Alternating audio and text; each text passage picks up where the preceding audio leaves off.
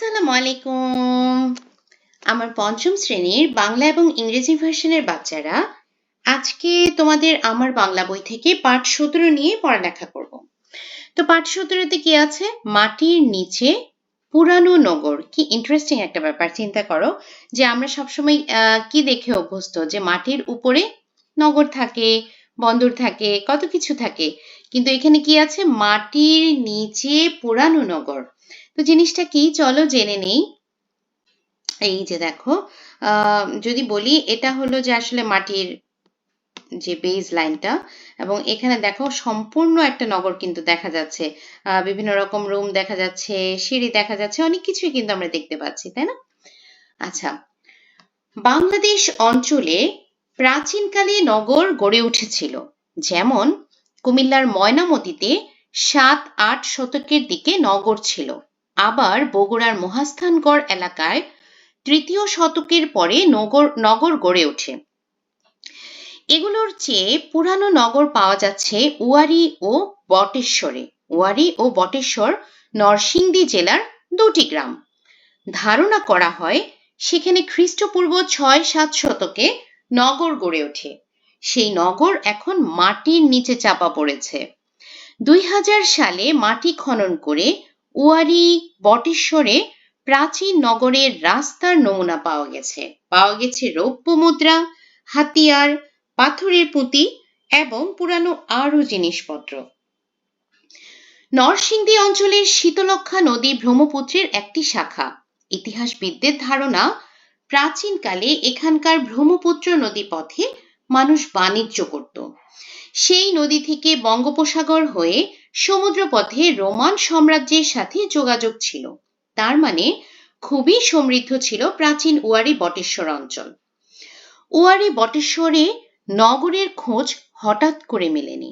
এখানকার সাধারণ শ্রমিকরা মাটি কাটার সময় এখানে প্রায় পুরানো জিনিস পেতেন।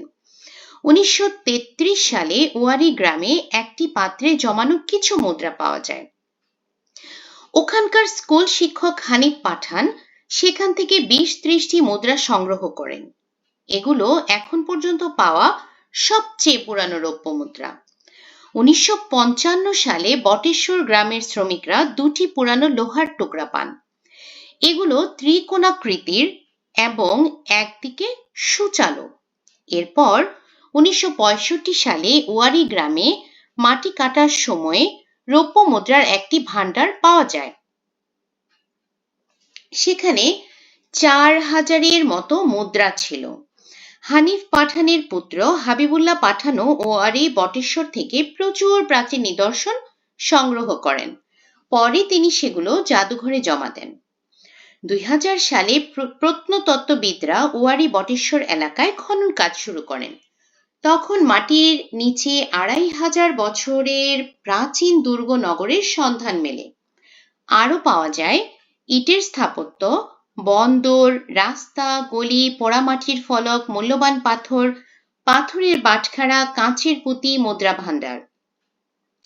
ওয়ারী বটেশ্বরের আশেপাশে প্রায় 50টি পুরানো জায়গার সন্ধান পাওয়া গেছে, যেমন রাঙ্গারটেক, সোনারুতলা, কেন্দুয়া, মরজাল, টঙ্গী রাজার বাড়ি, মন্দির ভিটা, জানখার টেক, টঙ্গীর টেক।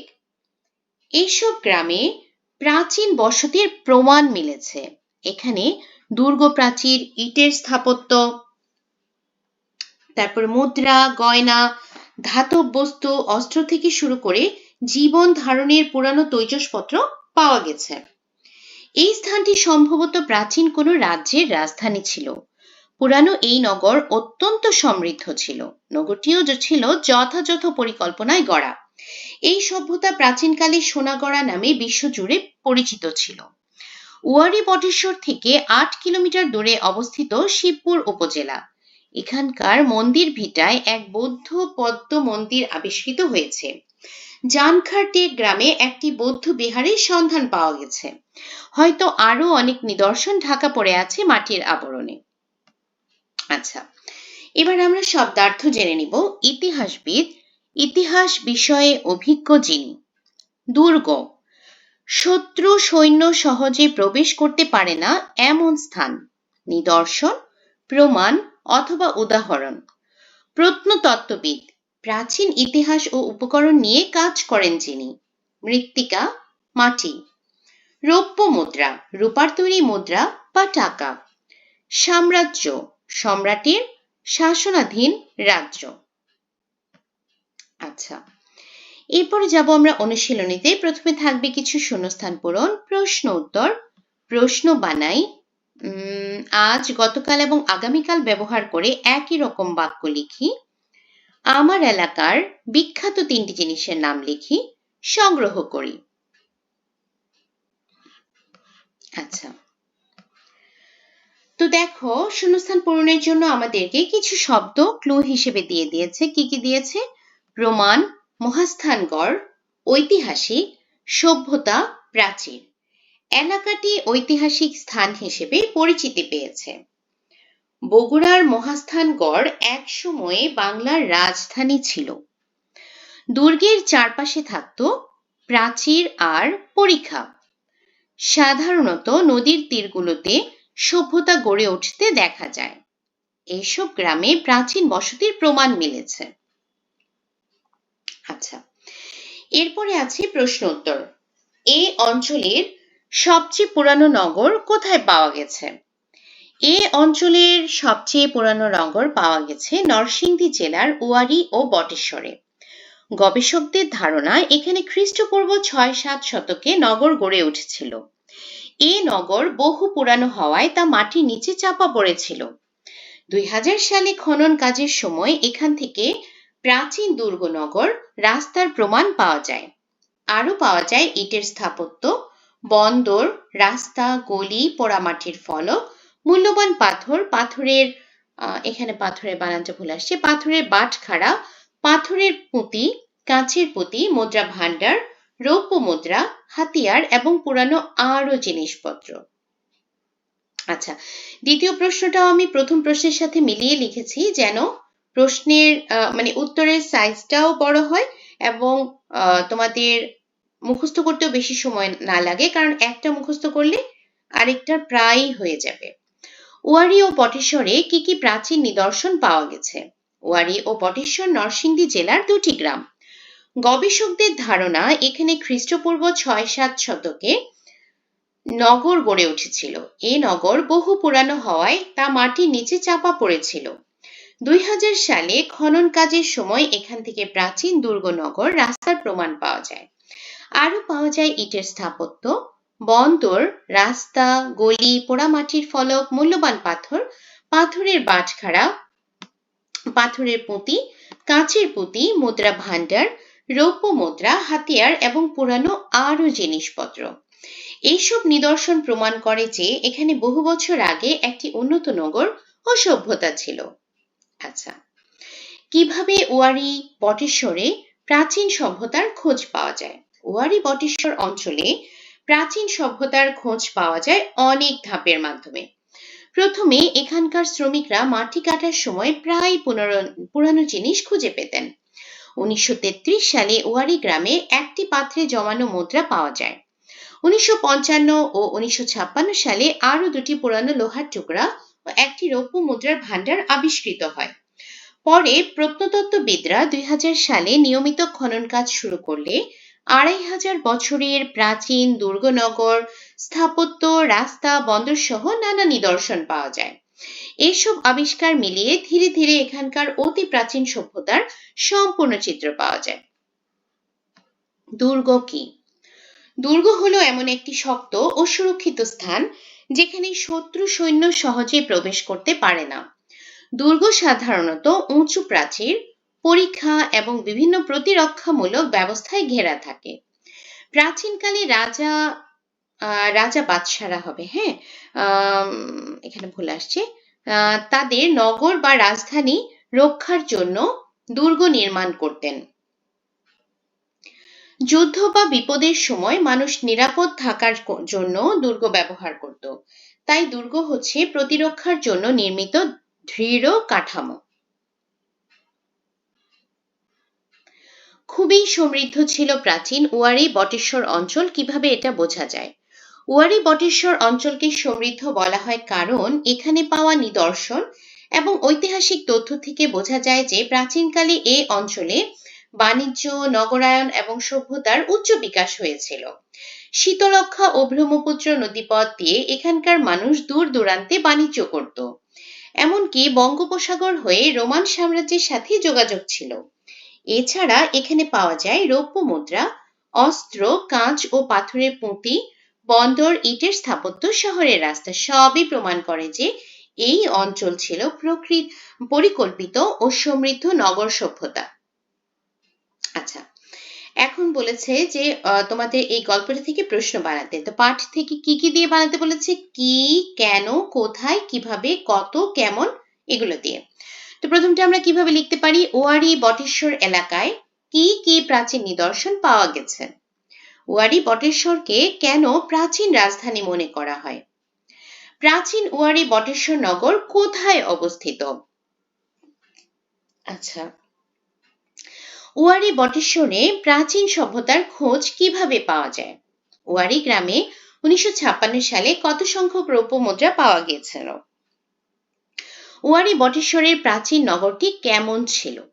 আচ্ছা, এখন দেখো বইতে কি বলেছে, এই যে আজ, গতকাল ও আগামীকাল শব্দ ব্যবহার করে একই রকম বাক্য লিখি। তার মানে তোমার present tense, past tense and future tense, এটাই আর কি।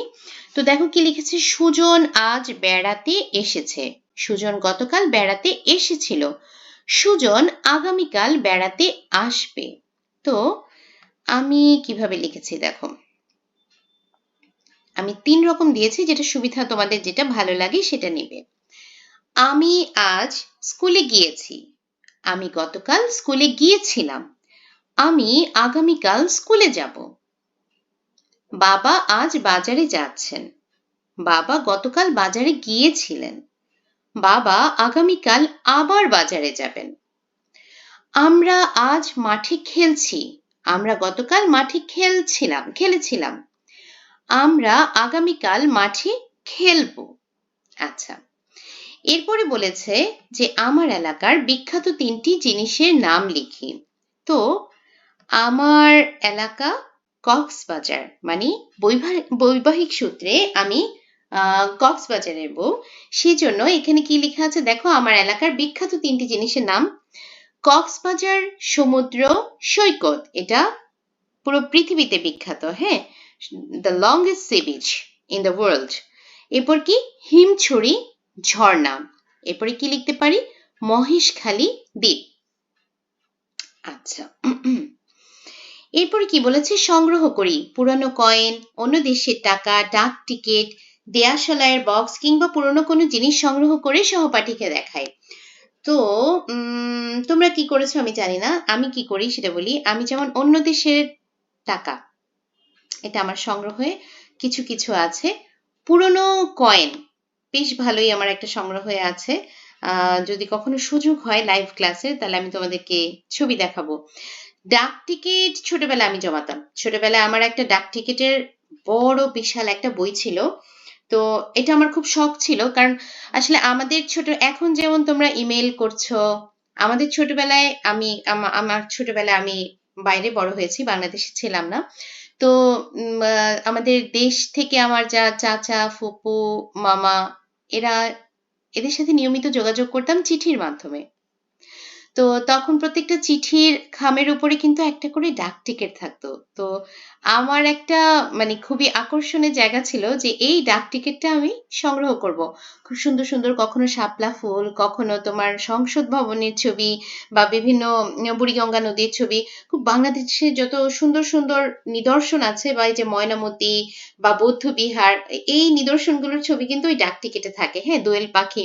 তো আমার খুব ভালো লাগতো এগুলো, আমি সুন্দর করে একদম কালেক্ট করে আমার একটা বড় বই ছিল, আমার বাবা কিনে দিয়েছিলেন। তো সেই বইটাতে আমি খুব সুন্দর করে গুছিয়ে গুছিয়ে একটার পর একটা রেখে দিতাম।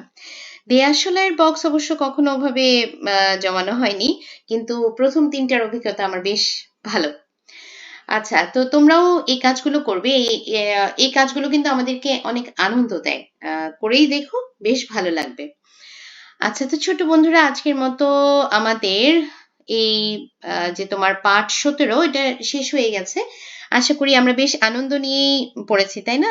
আমি সবসময় ক্লাসে চেষ্টা করি যে তোমাদেরকে যে পড়াবো একটু আনন্দ নিয়ে পড়াতে। তো আজকের মতো এখানে শেষ করছি। তোমরা সবাই সুস্থ থাকো, ভালো থাকো, আমার জন্য দোয়া করো এবং লাইক, কমেন্ট, সাবস্ক্রাইব করে বরাবরের মতোই আমার পাশে থেকো। আল্লাহ হাফিজ।